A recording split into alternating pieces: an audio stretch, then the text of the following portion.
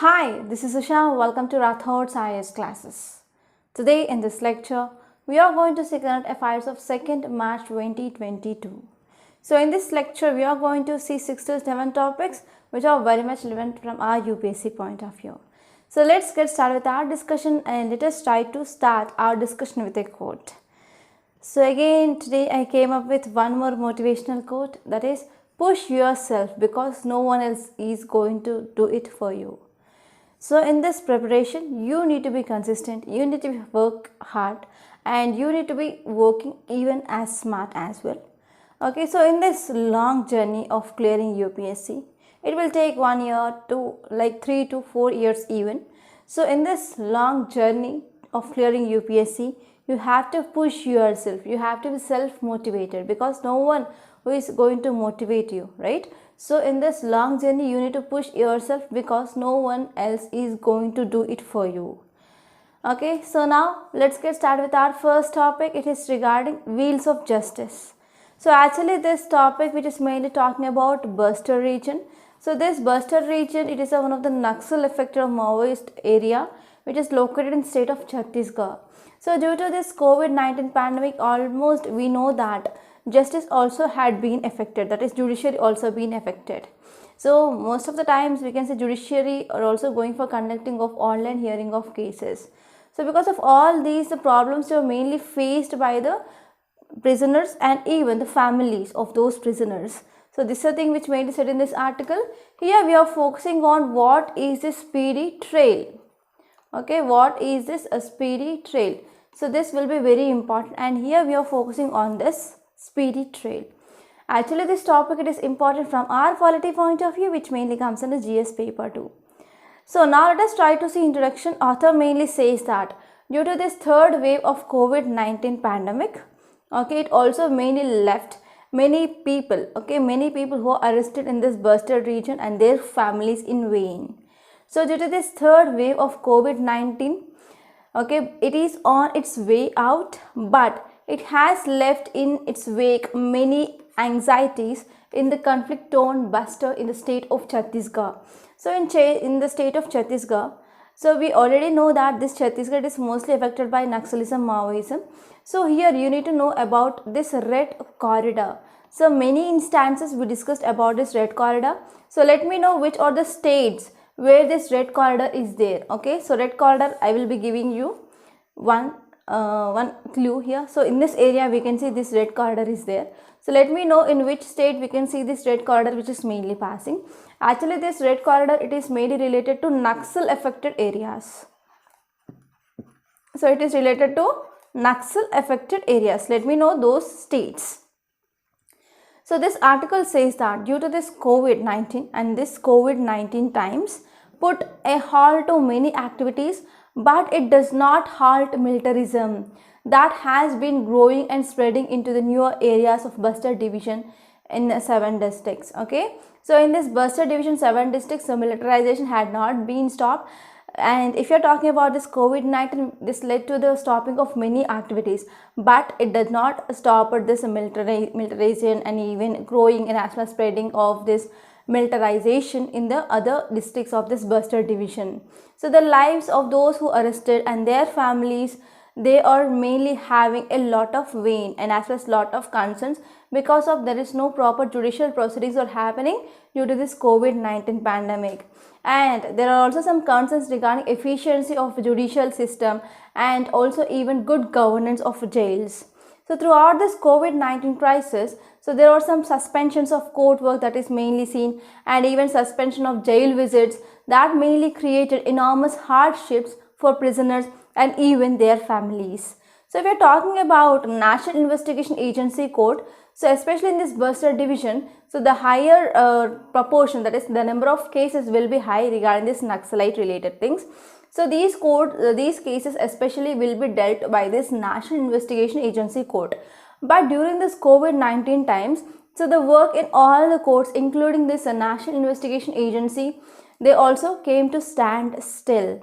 And even the hearings, they were suspended for several months. And even these families, they can't go to jail and to meet their persons. So this is also led to increasing of tensions and increasing of anxiety in the people, right? So even when we want to go for a decentralization process in this National Investigative Agency code here, so it mainly requires some hundreds of files, they need to be transferred here. Okay, so because of this, it is also one cause of concern.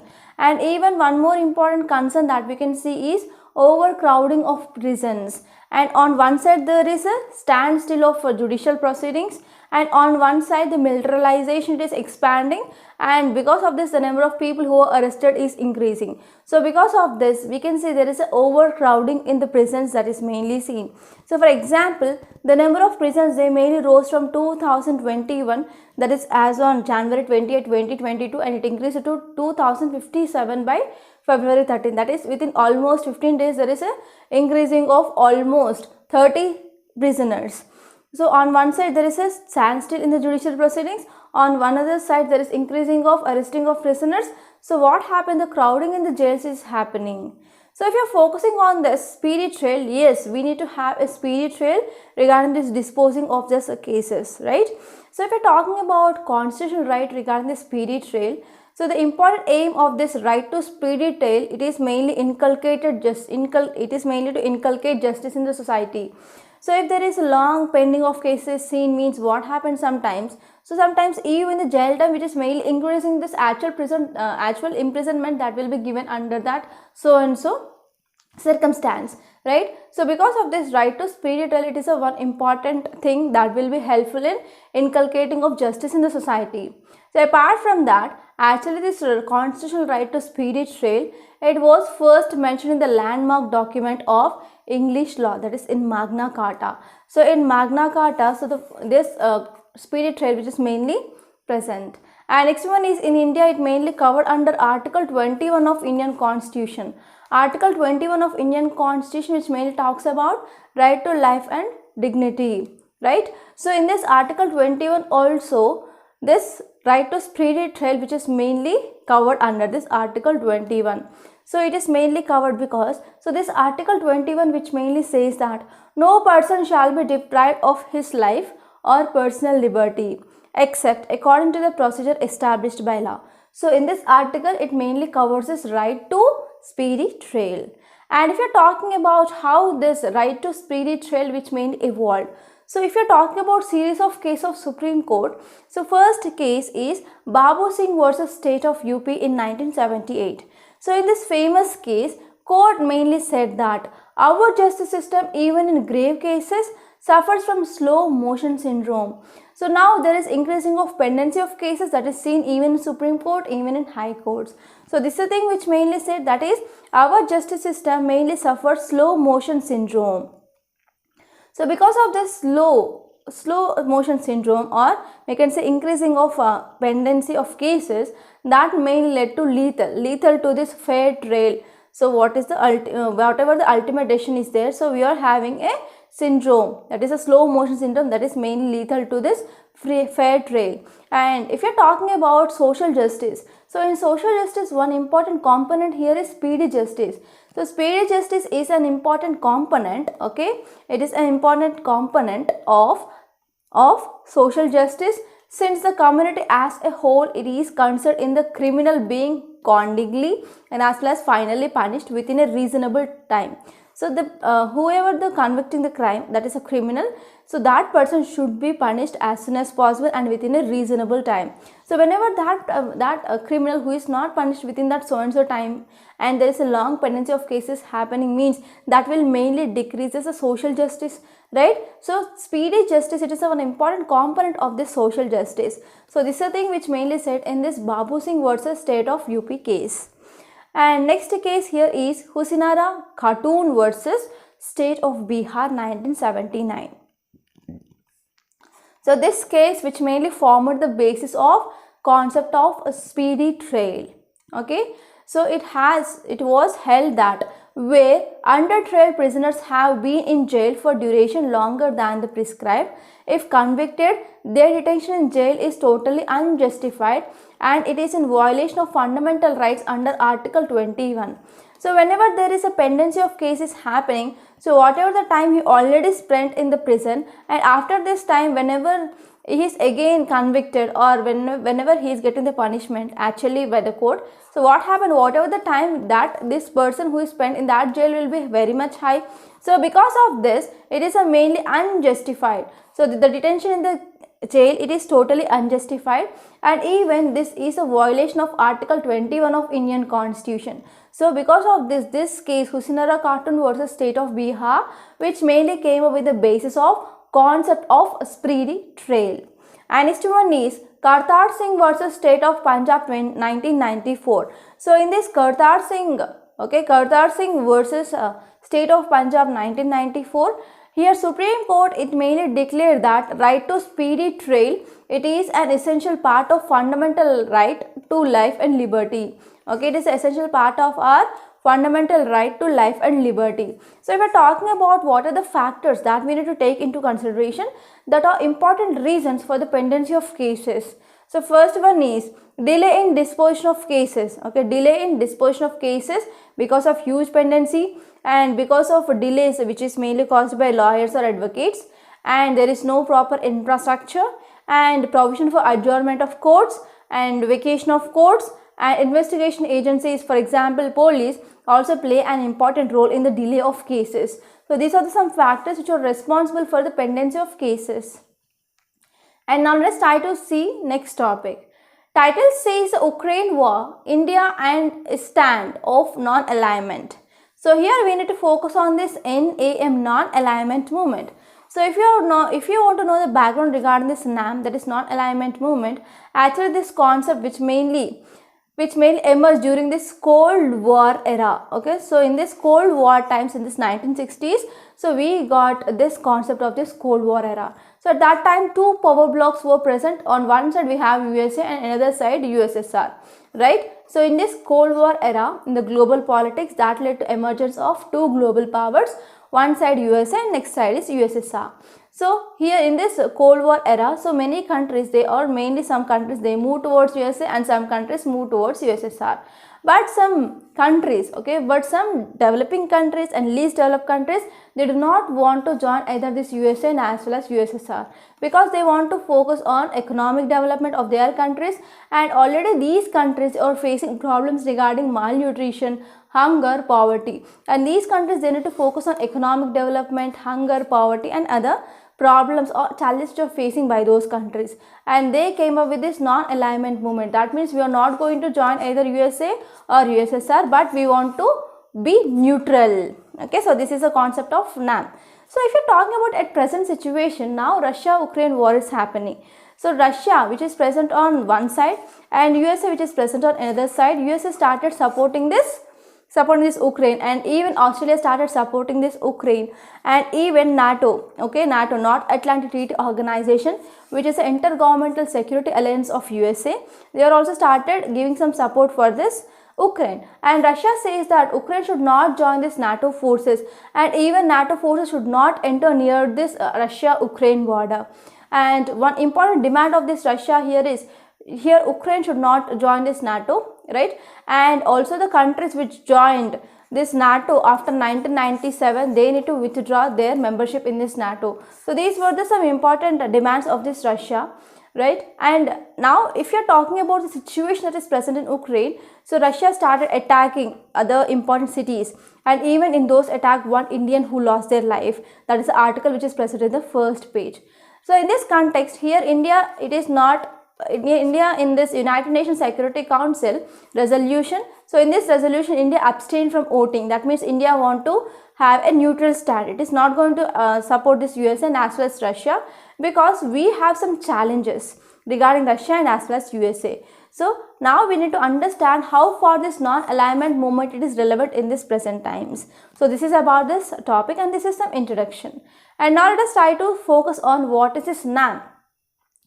So if you are talking about non-alignment movement, actually it was formed during this Cold War times, and actually this NAM, it is an organization of states, and they do not formally align themselves. They do not move towards this USA and they do not want to move towards this USSR, but they want to remain independent or they want to remain neutral. And the basic concept of this NAM, that is non-alignment movement, which originated in year 1955, during the discussions that took place at the Asia-Africa Badang Conference. So in this Asia-Africa Badang Conference, that led to this concept of this non-alignment movement. So the first NAM Summit conference, which mainly took place in Belgrade, Yugoslavia in September 1961. So as of 2018, there were about 120 members, okay, and out of this 120 members, about 53 are from Asia, 39 from 39 from Asia and 53 from Africa, 26 from Latin America and Caribbean, and 2 from Europe, that is Belarus and Azerbaijan. So you have to remember this for sure, okay, from Europe, Belarus and Azerbaijan, they are part of this NAM. And there are 17 countries and 10 international organizations, they are observer countries in this NAM. So if you see this map, then you can have a clear-cut idea. So the red color which mainly represents, they are the members of this NAM, and light yellow or orange color countries, they are having observer status. Here China, which is having observer status. So this is a very important thing that you can observe from the map. So here we have Brazil, here we have Argentina, okay, and these are some important countries which are also observer status, and you have to remember that as well. And if you are talking about 5 guiding principles of this NAM, so that will be very important from your mains. So here these 5 guiding principles include, the first one is peace, second one is independence, fourth one is development, and third one is like non-alignment movement, and last one is non-participating in any military and political bloc or group. So they are mainly focusing on peace, they want independence, they want focus on economic development, and they do not want to align either towards Russia and either towards USSR or USA, and they are not participating in any military or any political bloc or a group. And if we are talking about organization of this NAM, which mainly contains 3 organization structure. So first one is, the summit will be held every 3 years, okay. In this summit, there will be the gathering of the heads of the states, that is mainly seen. And apart from that, we also have a plenary session of foreign ministers. It is mainly held between 2 summits, okay. Between the 2 summits, there will be the plenary session, and we are also having standing agency, okay. And in this standing agency, which mainly operates at an ambassador level. So this will be the organization structure of this NAM. And if you are talking about one question I want to give you, okay, this is a mains question. Discuss the relevance of non-alignment movement in present times, okay. You have to discuss what is the relevance of non-alignment movement in present times. So try to write answer for this question and try to give your answer in the comment box. And if you are talking about what are the challenges that are faced by India, so already a number of times we discussed this challenges. So first one is, now India is in a very difficult position, I can see. So on one hand, we are having a growing relationship with the US, and we have QUAD, that is coordinated dialogue between India, US, Australia, and as well as Japan. So this arrangement is very important for containing, or for mainly to contain this increasing of expansionist powers of China, expansionist policy of China in Indo-Pacific region. And if you're talking about, on other hand, Russia is also very important, because Russia, it is like a long-standing friendship we are having since history, and even Russia, it is one of the important source of military hardware. We are getting much of military equipment, and even we are getting a good up to date technology, especially from this Russia. That too, we are getting high-end technology from Russia, and Russia also helped India in United Nations for many occasions. Regarding Russia is also supporting for membership of this India in this United Nations Security Council as well. And even Russia, which is mainly supporting India, okay, regarding this Pakistan fully backed by China, and even regarding this Kashmir issue also, Russia, which is mainly supporting India. And even we are getting much defense equipment from this Russia. So in this way here, Russia, it is one of the important friend which is mainly supporting India.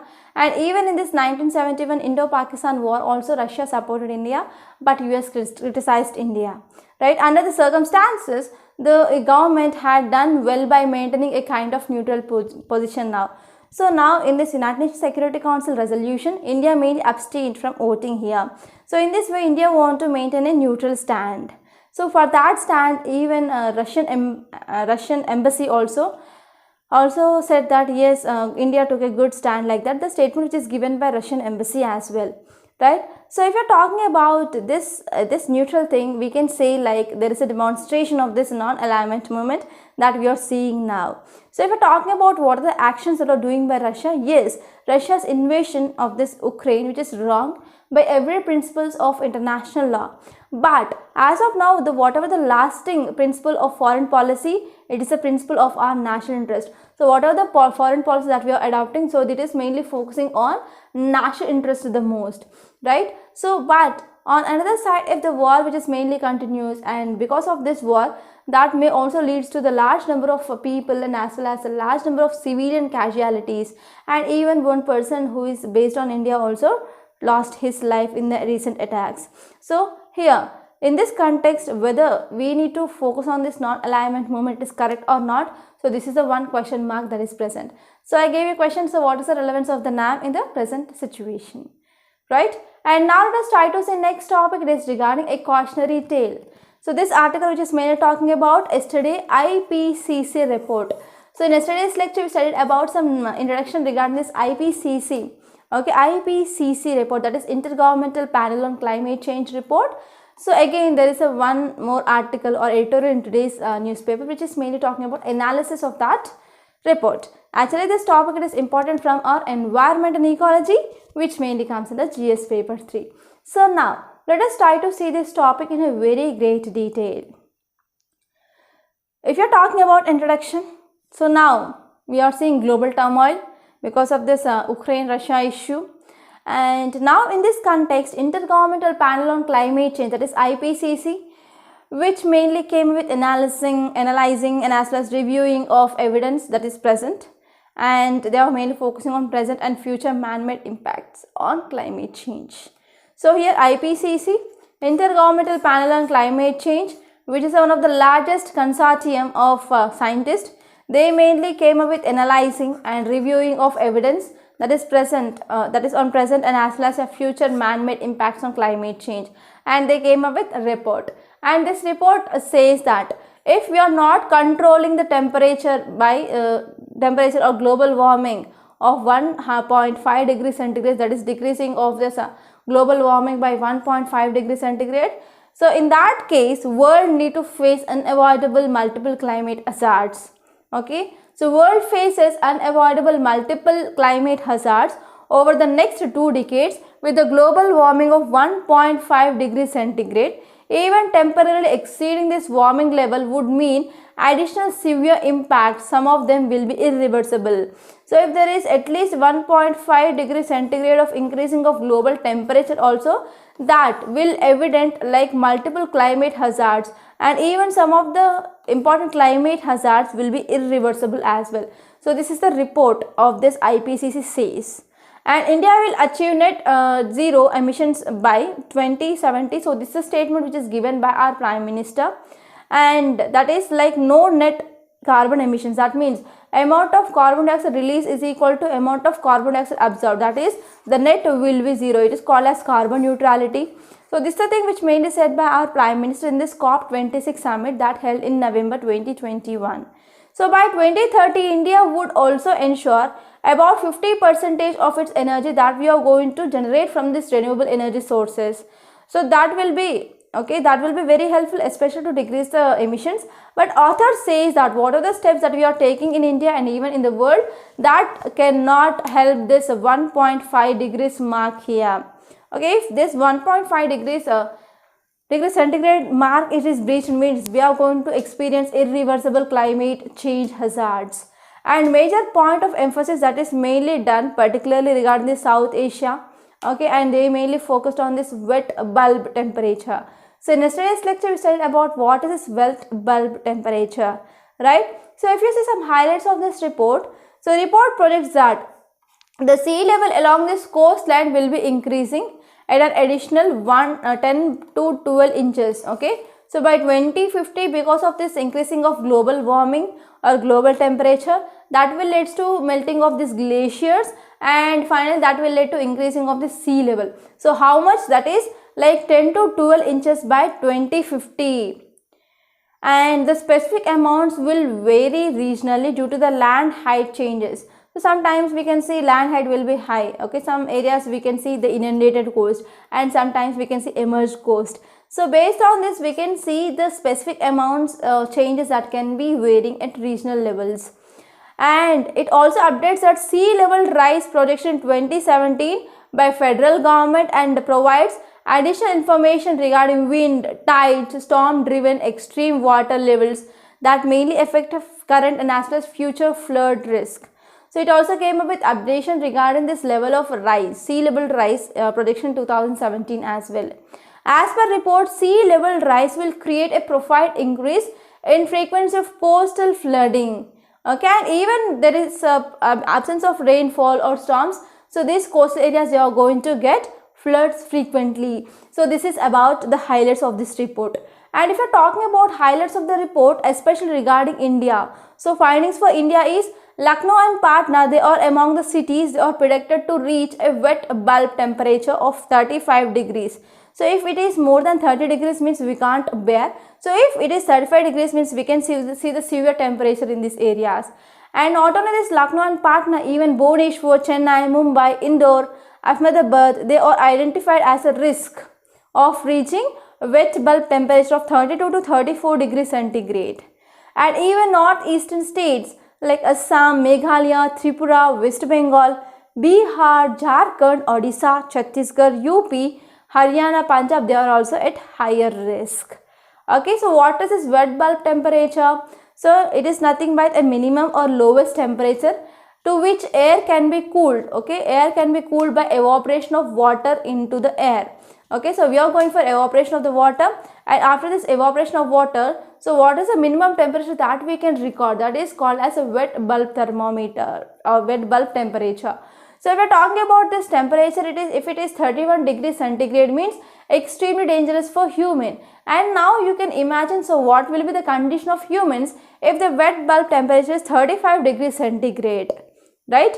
And what's the need here? The need here is we need to take some adaptation measures such that we need to urgently come up with some measures that need to help to tackle this problem of this global warming. So this is the gist of this topic. And now let us try to see next topic. It is regarding GST revenues cross 1.3 lakh crore in February. So here we need to focus on GST. So I will be giving you dimensions. So one question is, so what is GST? And you have to see whether it is a direct tax or indirect tax, and what is the difference between this direct tax and indirect tax. So when, in which year this GST introduced, and what is this GST Compensation Act. So these are the some important dimensions that you have to revise. So number of times we discussed this topic. So please try to go back and please try to revise them. So revision is key for success. So if you see context, it mainly says that the gross GST goods and service tax revenue in month of February was 26% higher than the pre-pandemic levels. So when we are comparing with the pre-pandemic levels, now in the February the collections of this GST is high. So this is the thing which mainly said by Finance Minister. So if you see the details, it mainly says that collections are like 18% high. Okay, collections are about 18% high when we are comparing with the GST revenues. Okay, in 2007. In 2007 it is like 1.3 lakh crore, and now it is 1.3.3, that is about 80% high. And the revenues mainly increased from the import of goods. They were about 38% higher, and the revenues from the domestic transactions like import of services, which is 12% higher. So from import of goods like 38% and import of services it is like 12%. And the GST compensation cess collections also crossed. So what is this GST compensation cess? So whenever government came up with this implementation of GST in 2017, here the states, they need to surrender some taxation powers to the center. So because of this, that will mainly reduce the revenue for the states. So for this reducing of revenue, and center is going to give some compensation. So to give this compensation, central government came up with this GST Compensation Act of 2017. Under this, it mainly started collecting cess. So what is a cess? Cess, it is nothing but tax on tax or additional tax that will be imposed, okay, for a specific purpose. That is called as cess. And you may also come across this word surcharge. Surcharge is also additional tax or tax on tax which will be imposed, but there is no purpose that is mainly given. Okay, so that is the difference between cess. Cess for a specific purpose and surcharge, there is no specific purpose.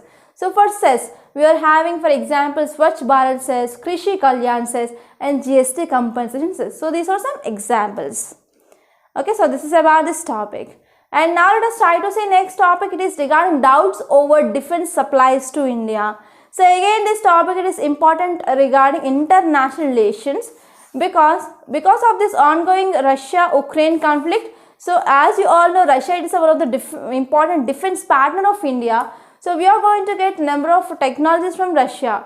So, and even with Ukraine also we have some deals. So because of this ongoing conflict, so we can see the defense supply will be reached India on time or not. So this is one question. So now let us try to see this topic in a very great detail. So with the tensions are escalating between Russia and as well as West. Okay, because of this Russia and as well as Ukraine conflict. So here what happens, what are the major defense cooperation that is present between India and Russia, and even we are having some deliveries of some defense equipment. So there is a question that whether we are going to get this timely deliveries of this defense equipment or not, and even there is a question like whether CAATSA will be imposed on India or not, whether on importing of this S-400 missile system.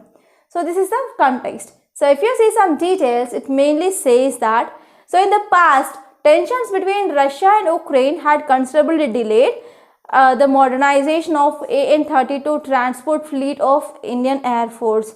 So actually not only now, but even in the past, because of some tensions between Russia and Ukraine, so there was a delay in the modernization of AN-32 transport fleet. And even now there is a question that what are the deliveries are there, whether they are going to get on time or not. Because Russia, on this Russia, once again there is imposition of sanctions by European Union and even USA, that is mainly seen.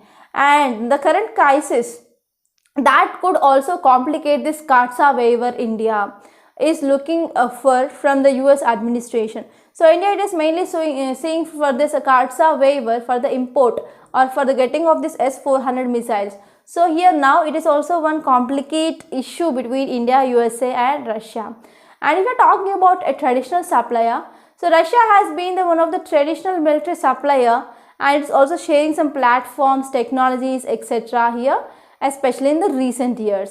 And we also had a defense trade between the two countries. It is mainly cost like $15 billion since 2018. And today, like 60% of Indian military inventory, that is we got from this Russia itself. For example, we got fighter jets, we have tanks, we have helicopters, we have submarines. They are Russian origin. And apart from that, even in December, India and Russia, they also signed rupees 5,000 crore deal for 6.1 lakh of AK-20 203 assault rifles. Okay. And even in addition, Russia is also manufacturing 2 sheath frigates for the Navy. So these are the defense that we are having the relationship between India and Russia regarding defense. So apart from that, even with Ukraine also we have some deals. So India signed a separate deal with the Ukraine for 8 Zorya Mashproit gas turbine engines. For gas turbine engines, we had a separate deal with Ukraine. And as for Ukraine, it is also upgrading for 100 AN-32 transport aircrafts of IAF under the deal which mainly finished in 2009. So apart from that, so when we are going for upgrading of this AN-32 in Ukraine, which is already completed in 2015, and remain aircrafts, okay, which ought to be completed. But actually the target year was 2020, but till now the status had been not known yet.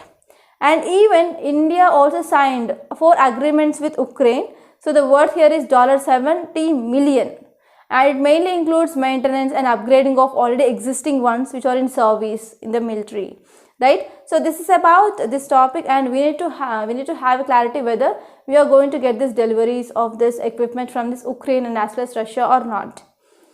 And now let us try to see next topic. It is regarding economy. So Ukraine war will lift import bill, widen current account deficit. So here we need to focus on this word, that is current account deficit. So this article, it is important from our economy, which mainly comes in the GS paper 3. So now let us try to understand this topic in a very great detail. So if you see context, it mainly says that because of this ongoing crisis in Ukraine, okay, because of this ongoing crisis in Ukraine, which mainly set to push the country's import bill. So why we can go for increasing of import bill? Because we are importing crude oil, we are importing natural gas, we are importing gems, jewelry, edible oil, for example sunflower oil, and even fertilizers from these countries. So because of this ongoing Russia-Ukraine conflict, that led to stall of this especially edible oil, sunflower oil imports had been decreased in the month of February, and even the crude oil and natural gas imports, there is some doubt. So because of this, what happened, there might be increasing of import bill. So if you see details, it mainly says that the rating agency said the ongoing global geopolitical or global risk arising from this Russia-Ukraine war, that will lead to increasing of India's import bill for items like mineral oils, edible oils, gas, germs, jewelry, etc. So as a result, this merchandise imports may cross $600 billion in this financial year. Actually, if you compare with the last 10 months, it was like 492, that is almost $500 billion, and now it might be increased to more than $100 billion. So because of this, it will also lead to inflation in the market, and it will also lead to widening of this current account deficit. So this is the thing which mainly said. And even because of this Russia-Ukraine crisis, there is increasing of this barrel cost of this crude oil. Earlier it was like $50 to $75, and recently we saw due to this Russia-Ukraine war, I think last 1 week back, it is like $97 per barrel, and now it is like $103 per dollar. So if this crisis that will goes on, means we can see the if you see the price of this barrel of crude oil, it will increase to $125, okay, dollar per barrel. So because of this increasing of crude oil prices, overall cost of the goods and services will be increased in the market. So that will also leads to inflation, right? So what is this current account deficit? So what is this current account deficit? So current account deficit means the total value of goods and services in the country that we are importing. So importing cost will be more compared to the cost of this exports, okay. So this condition is called as current account deficit. So it is a very simple formula. And these are the some important topics that appeared in today's newspaper. And now let us try to see the yesterday's questions. So first question is regarding protective adaptation, okay. So consider the statements regarding protective adaptation. The first one is cryptic coloration, that is changing of color. Yes, it is also one adaptation. And next one is resemblance of coloration. So sometimes the snakes will be looking like green color. Sometimes we can see, if the snakes are living on the ground, we can see brownish color. And we can also see some types of insects that will be in the color of leaves, color of bark, stem, like that. So that is also some protective adaptation. And next one is warning coloration. Yes, warning coloration is also one important protective adaptation. So correct answer is for all the above. Next question is regarding green economy. Green economy is a concept that embraces carbon-free economy. So actually it is not related to this carbon-free economy. So this carbon-free economy, we can't achieve this carbon-free economy by humans. And next one is resource-efficient economy, yes. And socially inclusive economy, yes. So correct answer will be 3, 2 and 3 only. And now let us try to see today's questions. So today's questions are somewhat lengthy. So please try to read the statements well and try to give your answers. So first question is regarding nano pollution, and second question is regarding nutrition security. So these are the two important burning topics that we can see in the current affairs.